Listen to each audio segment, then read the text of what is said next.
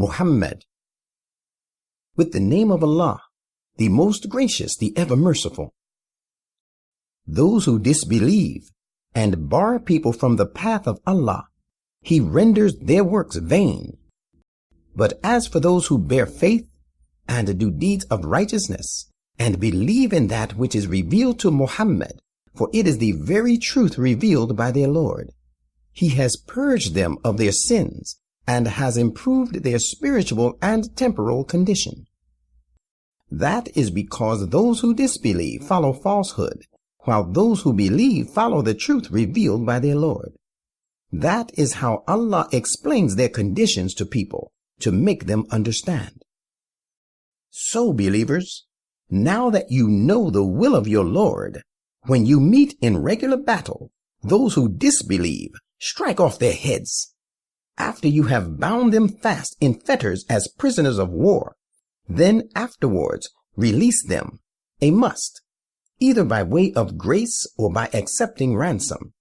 That is the law until war lays down its weapons and it is over. Such is the ordinance of Allah. Indeed, if Allah pleased, He could have punished them in other ways. But the ways of warfare have been resorted to, so that He may reveal your worth at the hands of one another. As of those who are slain in the cause of Allah, He will never let their works go vain. He will guide them to success and will improve their condition. Rather, He will admit them into the garden, which He has made known to them in the Quran. O you who believe, if you help the cause of Allah, He will help you and make your steps firm.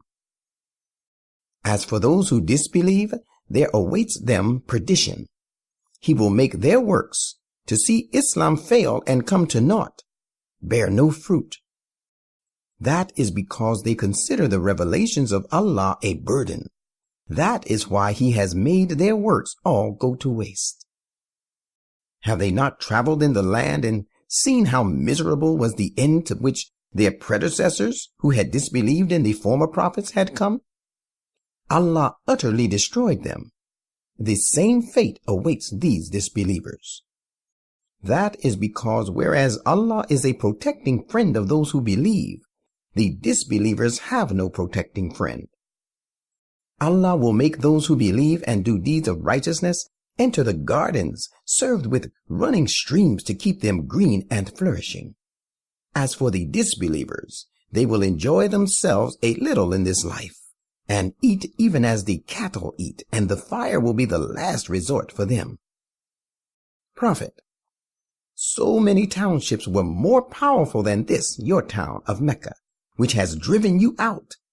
But we destroyed them, and they had no helper. Can those people who take their stand upon a clear proof from their Lord be compared to those whom the evils of their deeds are made to seem attractive and who follow their low desires? Here is a description of the garden promised to those who guard against evil. Therein are streams of water which is unstaling, and streams of milk, the taste and flavor of which does not change, and streams of juice extracted from grapes, a delight to the drinkers. And streams too of clarified honey, and they will have in it all kinds of fruit, and a provision of protection from their Lord. Can those who enjoy such blessings of this garden be like those who shall abide in the fire for long, and who will be given boiling water to drink so that it tears their bowels into pieces? And there are some hypocrites among them who pretend to listen to you.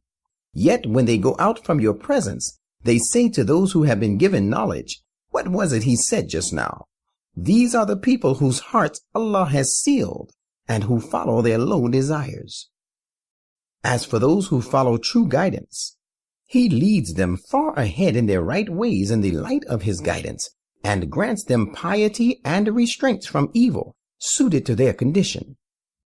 These disbelievers only wait for the promised hour of doom to take them unaware. Its signs have already appeared. But of what avail will their admonition be to them, and how will they be able to repent when it actually comes upon them all of a sudden? Believer, know therefore that there is no other, cannot be, and will never be one worthy of worship other than Allah, and seek his protection and forgiveness for your human shortcomings, and also for the believing men and the believing women. Allah knows your heart, where you move about, and your resting place. Those who believe say, why is no surah or Quranic chapter permitting us to go to war revealed?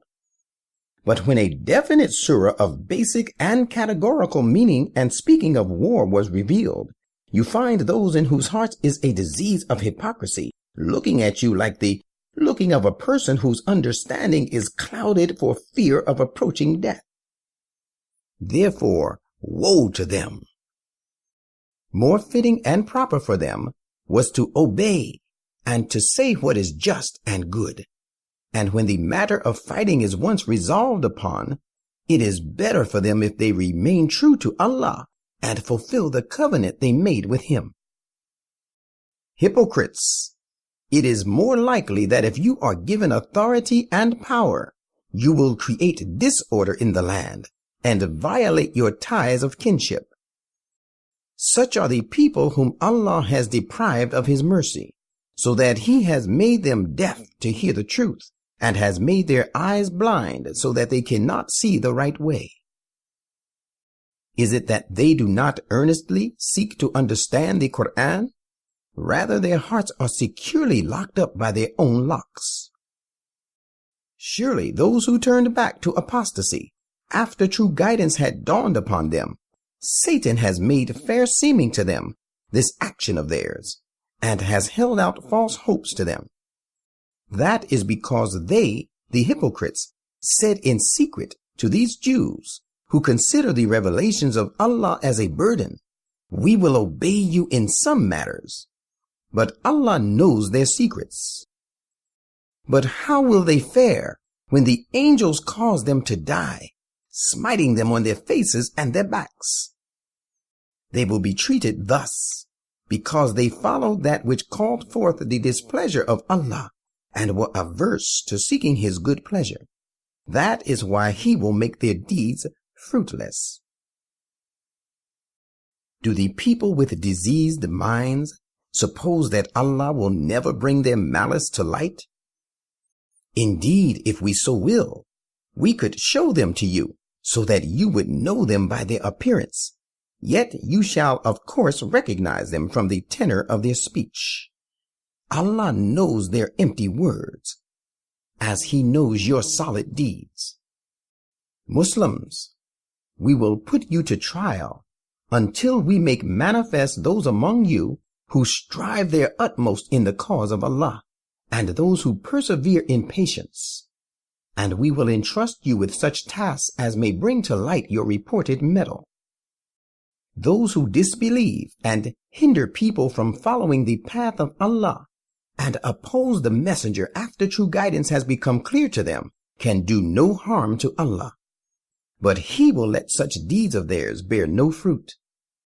O you who believe, obey Allah and obey the messengers, and do not let your deeds go in vain. Allah will never grant protection from their sins to those who disbelieved and hindered people from following the path of Allah, and then died while they were still disbelievers. Believers, when fighting once starts, do not slack so as to sue for peace. You will certainly have the upper hand. Allah is with you. He will never let you suffer a loss in the reward of your good deeds. Hypocrites, the present life is only idle sport, and makes you ignore and forgetful of your duties towards God. If you believe and guard against evil, he will give you your reward and will not ask of you your wealth. Should he ask you of it and press you, you would show stinginess, and this niggardliness will bring to surface your malice and hatred towards the divine faith. Behold, you are those who are called upon to spend in the cause of Allah. Yet some of you are niggardly. Remember that whoever is niggardly only against his own self. Otherwise, Allah is self-sufficient, having no needs, and it is you who are the needy ones.